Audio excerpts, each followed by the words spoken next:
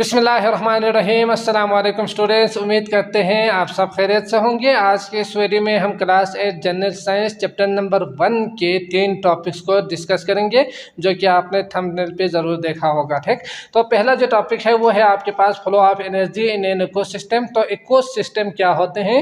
तो यकीनन आप जानते ही है कि हमारा अर्थ के ऊपर जो जानदार और बेजान है उनसे मिलकर एक माहौल बनते हैं। तो इस माहौल के अंदर जो जानदार और बेजान के दरमियान क्या ताल्लुक़ है, इसके यकीनन एक दूसरे के साथ वो इन्हिसार करते हैं, एक दूसरे के साथ रहते हैं। तो ये जो ताल्लुक़ है इसी को ही इस इकोसिस्टम कहा जाता है। समझ गए?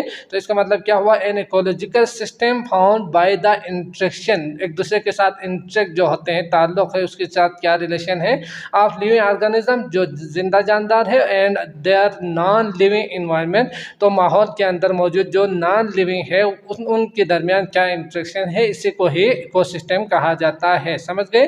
तो अगर आप इसमें देखेंगे तो इकोसिस्टम में जो एनर्जी है, एनर्जी क्या होते हैं यकीनन आप जानते ही हैं, हमने क्लास 6-7 में सीखा था कि एनर्जी क्या होते हैं। ये एक सलाहियत है, क़ुव्वत है, जो कि एक चीज़ से दूसरे में ट्रांसफ़र हो सकते हैं। ये एनर्जी ना हम इसे क्रिएट कर सकते हैं, ना हम इसे डिस्ट्रॉय कर सकते हैं। तो इसी को ही एनर्जी कहा जाता है, जो कि एक सलाहियत है, काबिलियत है, एक एबिलिटी ही है। समझ गए? तो ये जो एनर्जी है वो किस तरह से एक से दूसरे में फ्लो होते हैं, एक से दूसरे में ट्रांसफ़र होते रहते हैं। तो अगर हम देखेंगे तो हमारा जो सन है, हमारा जो सूरज है, वहाँ से लाइट एनर्जी निकलती है ना। तो ये जो लाइट एनर्जी जब ज़मीन की तरफ आते हैं तो ज़मीन पर मौजूद जो प्लांट्स है उसे अपने लिए खुराक के तौर पे यूज़ करते हैं। किस तरह से? फोटोसिंथेसिस का जो अमल है उसमें, जो कि हमने सीखा इसी पिछला जो टॉपिक है उसमें। तो फोटोसिंथेसिस के ज़रिए वो क्या करते हैं, अपने लिए खुराक तैयार करते हैं। तो इस तरह से आपने देखा कि जो ये एनर्जी है ये यहाँ से फ्लो होके यहाँ से आगे कहाँ चला गया है, जो प्लांट्स है उसके अंदर चला गया है, उन्होंने खुराक बतौर खुराक यूज़ किया है। ठीक, तो इस तरह से ये यहाँ से यहाँ चला जाता है। फिर इसके बाद जब ये प्लांट्स जो है ना ग्रो होंगे तो यकीनन ये क्या करते हैं, दूसरे जो जानदार है वो उसे खाते हैं। किस तरह से? यकीनन एनिमल्स जो रेबिट है, हॉर्स है, काउस हो गए, बाकी जो जानवर है वो इसे जब खाते हैं तो ये एनर्जी जो कि यहाँ आ चुके थे ये यहाँ से फ्लो होके कहाँ जाएंगे, एनिमल्स के बॉडी के अंदर चला जाएगा, है ना। तो ये जो एनिमल्स है जब ये खाते हैं तो इसके अंदर चले जाएंगे, तो इस तरह से फ्लो होके यहाँ से यहाँ आएंगे। तो ये जो एनिमल्स है वो यकीनन यहाँ से जो दूसरे एनिमल्स है वो खाते हैं तो वहाँ पे चला जाएगा। तो इस तरह से ये यहाँ पे कंज्यूमर्स कहा जाता है, जो हम सीखेंगे। तो ये इसके बाद जब ये एनिमल डेथ हो जाएंगे तो जब मरेंगे तो यकीनन ये क्या होंगे, ख़त्म होते हैं। किस तरह से ख़त्म होते हैं आप जानते ही है, बैक्टीरिया इसे यूज़ करते हैं। तो इस तरह से एनिमल्स के अंदर जो एनर्जी था वो कहाँ चला जाएगा, फिर बैक्टीरिया के बॉडी के अंदर चला जाएगा। ठीक, तो इस तरह से बैक्टीरिया और फंजाई भी है। ठीक, तो ये होते हैं आपके पास फ्लो ऑफ एनर्जी। समझ गए? तो ये जो इकोसिस्टम है इसमें इस तरह से फ्लो होते रहते हैं एनर्जी। तो ये अगर आप देखेंगे तो यहाँ से जो प्लांट जो है वो क्या कर रहे हैं, एनर्जी हासिल कर रहे हैं सन की लाइट से। तो ये जो जितने भी ऑर्गेनिज्म जो सन की लाइट के ज़रिए एनर्जी हासिल करते हैं, अपने लिए खुराक तैयार करते हैं, तो इन तमाम जानदारों को, ऑर्गेनिजम्स को क्या कहा जाता है, प्रोड्यूसर कहा जाता है, जो क्या करते हैं, लाइट के थ्रू अपने लिए खुराक तैयार करते हैं या एनर्जी हासिल करती है। समझ गए? तो जो यकीनन प्लांट्स ही है, तो ये प्लांट्स को क्या कहा जाता है, प्रोड्यूसर कहा जाता है। और इसके बाद प्लांट्स से क्या करते हैं, प्लांट्स एनिमल खाते हैं तो यकीनन यहाँ से यहाँ ट्रांसफ़र होंगे। तो ये जो एनिमल्स है जो कि दूसरे जानदारों के, यानी जो दूसरे जो ऑर्गेनिजम्स है उसके ज़रिए वो अपने लिए खुराक तैयार करते हैं। तो इन तमाम जानवरों को क्या कहा जाता है, कंज्यूमर्स कहा जाता है। ठीक, तो कंज्यूमर्स के दो तरह के कंज्यूमर्स हो सकते हैं। एक होते हैं जो दूसरे प्लांट्स के ऊपर, यानी प्लांट्स को वो खाते हैं। प्लांट्स कौन कौन से जानवर खाते हैं ये तो आप जानते ही है, रेबिट खाते हैं, है ना, और इसी तरह हॉर्स खाते हैं और काऊ खाते हैं। भेड़ बकरियाँ क्या करते हैं, दूसरे प्लांट्स को, ग्रीन प्लांट्स को अपने लिए खुराक तैयार करते हैं। तो इन तमाम जानवरों को क्या कहा जाता है, हर्बीवर्स कहा जाता है। समझ गए? तो ये आप समझ सकते हैं, हर्बीवर्स पूरा लफ्ज़ समझिएगा। इसके बाद अगला जो है एक और तरह के जो जानदार है ऑर्गेनिजम्स है वो क्या करते हैं, दूसरे जानवर वो अपने लिए क्या करते हैं, दूसरे जानवरों से खुराक हासिल करते हैं। तो ये जो जानदार है जो दूसरे जानवरों से, जैसे कि लायन हो गए, शेर, और इसी तरह बाकी फॉक्स हो गए, और इसी तरह जो आपकी बुक में एक और चीज़ दिया हुआ था वॉल्स हो गए। तो ये जो जानदार है वो क्या करते हैं, दूसरे जानवरों से, एनिमल से वो अपने लिए खुराक हासिल करते हैं, यानी एनर्जी हासिल करते हैं, लेते हैं। तो इस तरह के जो जानदार है इनको कहा जाता है कार्निवर्स। समझ गए? तो कार्निवर्स इन तमाम ऑर्गेनिजम्स को जो दूसरे जानदारों के ज़रिए वो अपने लिए खुराक हासिल करते हैं या एनर्जी हासिल करते हैं। इसके बाद हमने देखा कि ये जब मरेंगे तो यहाँ से क्या होते हैं, ये जो एनर्जी है वो बैक्टीरिया और फंजाई हासिल करते हैं, अपने लिए खुराक बनाते हैं, इसको तोड़ते हैं जब ये डेथ हो जाए तो ये जो जानदार है इनको कहा जाता है डिकम्पोजर, जिसमें बैक्टीरिया शामिल, यकीन बैक्टीरिया होंगे और फंजाई होंगे। तो ये आप समझ सकते हैं, इनको कहा जाता है डिकम्पोजर, जो क्या करते हैं, दूसरे डेथ बॉडी से वो अपने लिए क्या करते हैं, एनर्जी या खुराक हासिल करते हैं। समझ गए? तो ये इस तरह से जो फ्लो होते हैं एनर्जी इकोसिस्टम में, तो इसी को आपने याद रखनी है। पहले को प्रोड्यूसर, दूसरे को कंज्यूमर और तीसरे को डिकम्पोजर कहा जाता है। ठीक हो गया? इसके बाद अगला है, अगर आप फूड के हिसाब से देखेंगे, ये तो एनर्जी के हिसाब से हमने देखा, तो फूड, खुराक कहाँ से कहाँ मुंतकिल हो रहे हैं, किस तरह से ट्रांसफ़र हो रहे होते हैं, तो इसे फूड चेन कहा जाता है। तो इसको समझते हैं। तो हमने देखा कि एनर्जी किस तरह से ट्रांसफ़र हो रही है। इसी तरह जो खुराक है ना, वो भी यकीनन जो जानदार है वो एक दूसरे को यूज़ करते हैं, अपने लिए खुराक के तौर पे खाते हैं, तो इसी तरह से ही वो ज़िंदा रहते हैं। तो इस तरह से जो खुराक है वो किस तरह से ट्रांसफ़र हो रहे हैं, एक जगह से दूसरी जगह किस तरह से मूव हो रहे हैं। तो इसको अगर हम देखेंगे तो जो प्लांट्स है वो यकीनन क्या करते हैं, जो प्लांट्स है वो दूसरे जानवर खाते हैं, जैसे कि माउस आपके बुक में दिया हुआ था, तो जो चूहे हैं वो खाते हैं इस चीज़ को, है ना। तो इस तरह से यहाँ से फूड मुंतकिल होके, ट्रांसफ़र होके वो यहाँ चला जाएगा। अब इसके बाद जो माउस है वो क्या करते हैं, वो यकीनन वो जो स्नेक है वो इसे खाते हैं। तो इस तरह से ये जो खुराक बनेंगे स्नेक के, है ना, तो इसी तरह आप देख सकते हैं ये इसके और ये इसके फूड बनेंगे। तो इसी तरह अगर आप देखेंगे तो स्नेक जो है वो क्या करते हैं, आपकी बुक में दिया हुआ है तो आप वो भी देख सकते हैं, तो ऑल इसे खाते हैं। तो इस तरह से एक चेन बनेंगे। ठीक, तो खुराक इसी तरह से यहाँ से यहाँ, फिर यहाँ से यहाँ, फिर यहाँ से यहाँ ट्रांसफ़र हो रहे हैं, तो इसी को ही फूड चेन कहा जाता है। तो अगर हम देखेंगे तो ये तो एक ही सीरीज़ बने, एक ही चीज़ आपने देखा कि यहाँ से यहाँ, यहाँ से यहाँ ट्रांसफ़र हो रहे हैं। तो इसी तरह के यकीनी बात है, सिर्फ माउस ही तो नहीं खाते, ये रेबिट भी यूज़ करते हैं, ये बाकी जो हॉर्स है वो भी यूज़ करते हैं, बाकी जो जानदार है वो भी यूज़ करते हैं। तो इस तरह से यहाँ पे बहुत सारे क्या बनेंगे, इसी तरह के चेन बनेंगे। इस तरह के एक से ज़्यादा या हज़ारों की तादाद में फूड चेन बनेंगे, हमारे अर्थ के ऊपर बनेंगे ना। तो ये जो पूरा जो फूड चेन है, जो कि आपको यहाँ पे पिक्चर में दिखाऊंगा अभी, तो इसको आप देख सकते हैं। तो यहाँ पे जो घास है वो रेबिट भी खाते हैं, माउस भी खाते हैं, ग्रास हॉपर भी खाते हैं। तो इस तरह से आप देख सकते हैं। लास्ट में हॉग इसे यूज़ करते हैं, हॉग जो है वो बैक्टीरिया यूज़ करते हैं ना। तो ये फूड चेन बनेंगे, इस तरह के बहुत सारे फूड चेन बनेंगे।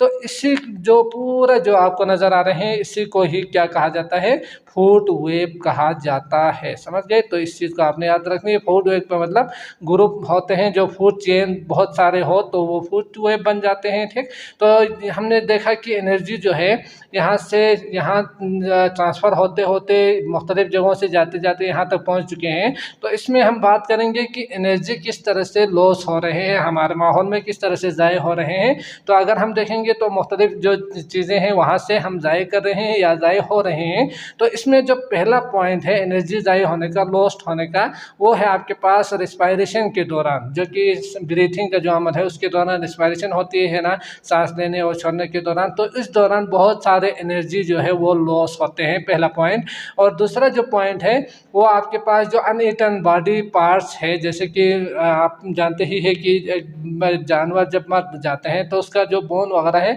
वो हम इसे नहीं खा सकते। तो इस तरह से वो वहाँ से एनर्जी जो उसके अंदर होंगे वो ज़ाय हो जाते हैं। और इसी तरह तीसरा जो पॉइंट है वो है through food materials which remain अनडाइजेस्ट, तो जो हम खाते हैं तो अनडाइजेस्ट होंगे, जो हम छोड़ देते हैं तो यकीनन वो क्या होंगे, अनडाइजेस्टेड जो फूड है उसके अंदर एनर्जी होंगे तो वो ज़ाय हो रहे हैं। और इसी तरह जो वेस्ट प्रोडक्ट है एक्सक्रेटेड बाय कंज्यूमर्स, तो उसके ज़रिए जैसे कि हमारा जो ज़ायशुदा चीज़ें हैं उसको जब हम खारिज कर देते हैं तो वहाँ से क्या करते हैं, जो एनर्जी है वो ज़ाय हो रहे हैं, समझ गए। तो इस तरह से मुख्तलिफ जो यहाँ पे 4 पार्ट्स दिया हुआ है आपकी बुक में, जो कि आपको यहाँ पे नज़र आ रहे हैं, तो इस तरह से वो ज़ाय हो रहे हैं, लॉस्ट हो रहे हैं, समझ गए।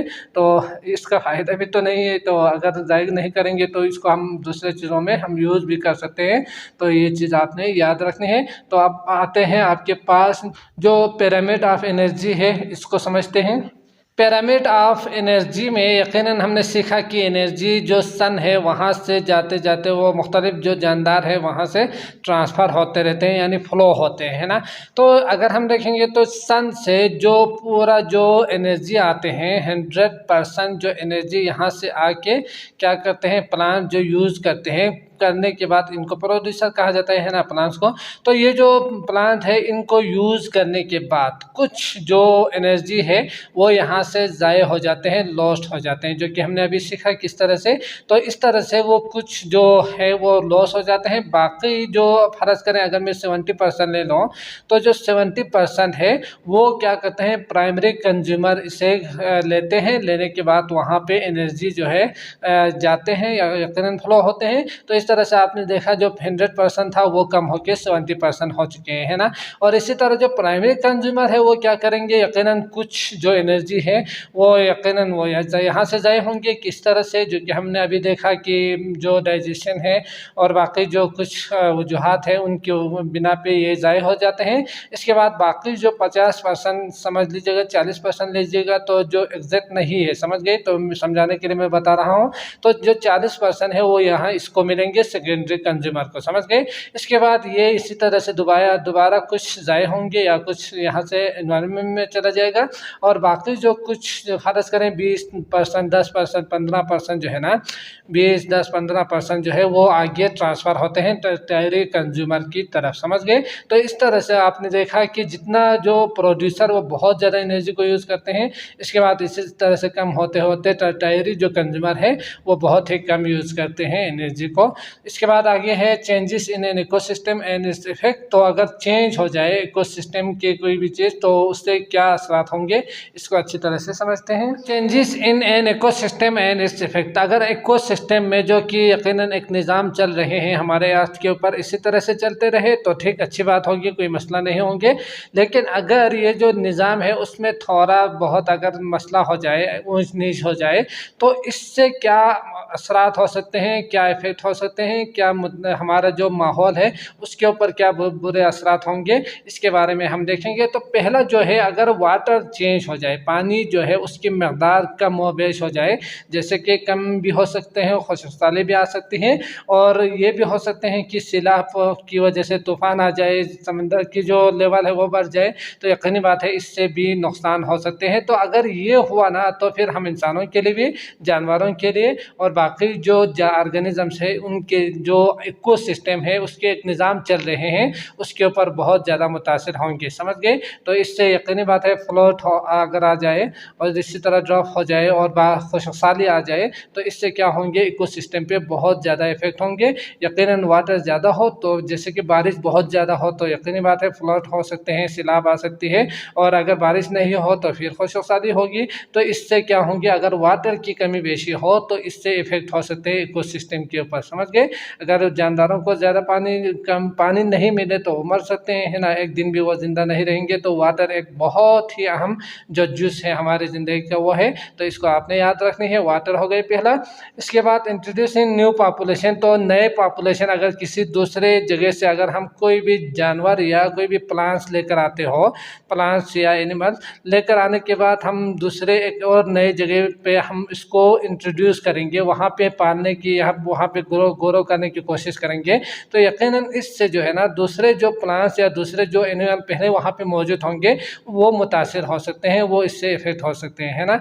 जैसे कि कुछ फलदार जो दरख्त है अगर हम उसको लाएंगे तो दूसरे जो फलदार दरख्त है उनके ऊपर बहुत ज़्यादा ये इफेक्ट हो सकते हैं, उसके इकोसिस्टम पे इसका जो इकोसिस्टम है वो मुतासिर हो सकते हैं। तो ये चीज़ आपने याद रखनी है। इसके बाद हंटिंग जो है, शिकार करके, यकीनी बात है अगर आप एक जानवर को शिकार करते रहेंगे, जैसे कि हमारा जो माखोर वगैरह है, हमारे जो कौमी जानवर वगैरह है, ये सारे जो जानवर है अगर हम इसको मारेंगे तो यकीनन इसका जो स्पीसीज है, इसकी जो नस्ल है वो ख़त्म हो सकते हैं। तो यकीनन इससे बहुत ज़्यादा इकोसिस्टम पे जो है इफ़ेक्ट हो सकते हैं, बुरे असरात हो सकते हैं, ठीक।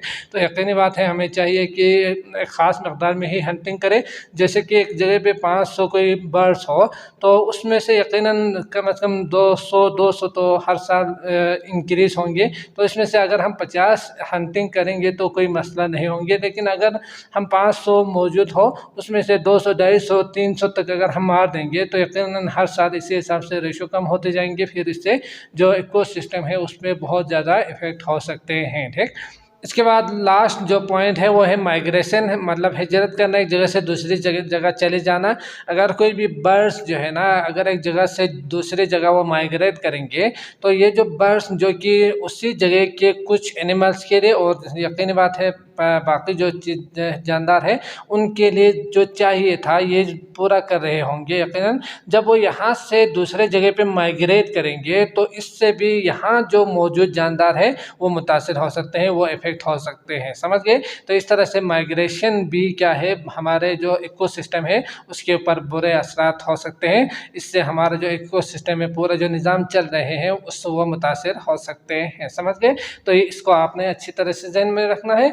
इसके बाद हम इंसान क्या कर सकते हैं, क्या जो मौसर इक़दाम करके, बेहतरीन इक़दाम उठा के, कोई अच्छा सा मनसूबा करके ना मनसूबाबंदी के ज़रिए इस इकोसिस्टम के जो निज़ाम यहाँ से इफ़ेक्ट हो रहे हैं इसको बचा सकते हैं। इसके लिए क्या क्या इक़दाम कर सकते हैं इसको हम समझने की, अच्छी तरह से समझने की कोशिश करते हैं, ठीक।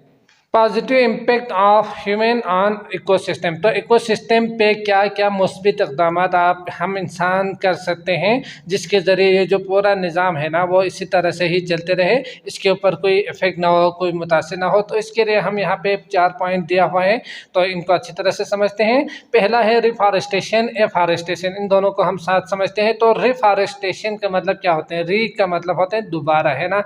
तो फॉरेस्टेशन का मतलब जंगलात की जो कटाई है, जहाँ से काट के लेकर गए हैं उसको दोबारा वहाँ पे दरख्त या वहाँ पे प्लांट्स को ग्रो करना ही रिफॉरेस्टेशन कहा जाता है, ठीक। तो जैसे कि हमने पिछले जो टॉपिक्स है उसमें सीखा था कि हमने ये जंगलात को काट के हमारे लिए, हमारे जो ज़रूरत ज़िंदगी है उसको पूरा करने के लिए ला रहे हैं, तो इससे हमारा जो ग्लोबल वार्मिंग का मसला हो सकते हैं ना। तो ये सारी चीज़ें मसाइल जो ना हो इसके लिए आपने क्या करना है, रीफॉरेस्ट कर देना है। जहाँ पे फॉरेस्ट पहले था फिर हमने किसी वजह से इसको काट के लाया हो तो वहाँ पे आपने दोबारा क्या करना है, प्लांट को उगानी है, प्लांट को वहाँ पे ग्रो करनी है, समझ गए। तो इससे क्या होंगे, कार्बन डाइऑक्साइड जैसे जो गैसेस है वो एब्जॉर्ब करेंगे तो हमारा एयर साफ रहेंगे। जब एयर साफ रहेंगे तो हम और दूसरे जो जानदार हैं वो अच्छी तरह से ज़िंदगी गुजार सकेंगे और जो इकोसिस्टम है उसके ऊपर कोई इफेक्ट नहीं होंगे, ठीक। तो इस तरह से आप दोबारा जंगलात को ग्रो कर सकते हैं, पहला पॉइंट।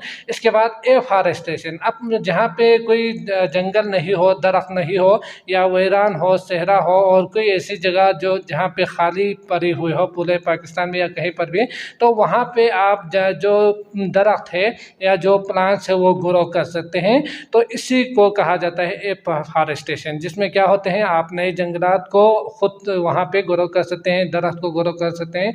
जंगलात की जो कटाई है ना उसको कम करेंगे यकीनन तो ग्रो कर पाएंगे आप। तो इस तरह से आप क्या कर सकते हैं, एफॉरेस्टेशन का जो अमल है इसके ज़रिए आप अपने माहौल को साफ रख सकते हैं और कार्बन डाइऑक्साइड जैसे गैसेस ग्लोबल जो आर्मी है इसके इन मसाइल से आप निपट सकते हैं और हमारा इकोसिस्टम जो है ना इसी तरह से चलते रहेंगे, समझ गए। और तीसरा है आपके पास कंट्रोल ऑफ पॉल्यूशन, जो तो यकीनी बात है गंदगी को किस तरह से आप कंट्रोल कर सकते हैं। तो इसके बहुत सारे इक़दाम आप कर सकते हैं। क्या क्या कर सकते हैं? यकीनी बात है जो गैसेस निकलते हैं, जो गंदगी निकलते हैं मुख्तलिफ सनतों से, फैक्ट्रीज वगैरह से, तो इसको कम से कम किया जा सकता है। आप सोलर का यूज़ कर सकते हैं, जो हमने पहले जो टॉपिक्स है उसमें सीखा भी था। तो इस तरह से आप पॉल्यूशन को कंट्रोल कर सकते हैं ताकि हमारा एयर जो है ना वो क्या हो, ख़राब ना हो, और उससे हमारा जो माहौल है वो साफ़ रहे, सुथरा रहे, और यकीनी साफ़ सुथरा रहे कि इकोसिस्टम जो है ना वो इसी तरह से चलते रहे। समझ गए? तो इससे क्या होंगे, यकीनन आप एयर को साफ़ रख सकते हैं। और इसके बाद पानी को साफ़ रखने के लिए यकीनी बात है जो हम शहरों से जो गटर के ज़रिए हम पानी को गंदा कर देते हैं, पूरे नदी नालों को, समुद्री जो जो चीज़ें हैं उसको कंट्रोल, इसको आप कंट्रोल कर सकते हैं। प्रॉपर तरीके से उसको ऐसी जगह पे छोड़ सकते हैं जहाँ पे हम इंसानों और पौधों के लिए कोई मसला ना हो। समझ गए? तो इस तरह से भी आप कर सकते हैं। और जो प्लास्टिक आप यूज़ करते हैं उससे बहुत ज़्यादा गंदगी या जो हमारा प्लानट है वो मुतासिर होती है। हमारे जो एनिमल्स है जैसे कि मछली वगैरह, तो इससे बहुत ज़्यादा इफ़ेक्ट हो सकती है। तो इन चीज़ों को आप कंट्रोल करके पॉल्यूशन की जो गंदगी है वो कम कर सकते हैं। और इसके बाद लास्ट में कंजर्वेशन ऑफ इंडेंजर स्पीसीज, तो जो इंडेंजर्स है या ख़त्म होने वाले, जो हमने अभी बात की मार्खोज जैसे जो जानदार है वो ख़त्म होने का अंदेशा है, तो इनको आप क्या कर सकते हैं, कुछ ऐसे इक़दामात करके ना आप इनको बचा सकते हैं ताकि हमारा जो माहौल है, इकोसिस्टम है, उसके ऊपर कोई फ़र्क ना पड़े। समझ गए?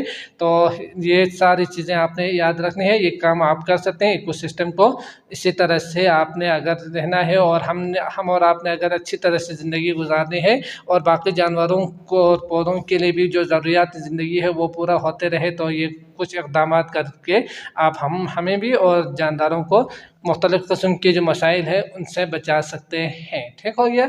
तो मैं उम्मीद करता हूँ आपको पूरा लेक्चर अच्छी तरह से समझ में आ चुका होगा। अगर आए हैं तो लाइक करके जाइएगा। तो बाकी वीडियोस का लिंक आपको डिस्क्रिप्शन में पूरा जो सीरीज़ है उसका मिल जाएंगे, आप वहाँ क्लिक करके जो समझ में नहीं आ रहे हैं वो उससे आप देख सकते हैं, समझ सकते हैं। ठीक हो गया? तो मुझे इजाज़त दीजिए। अल्लाह निगहबान।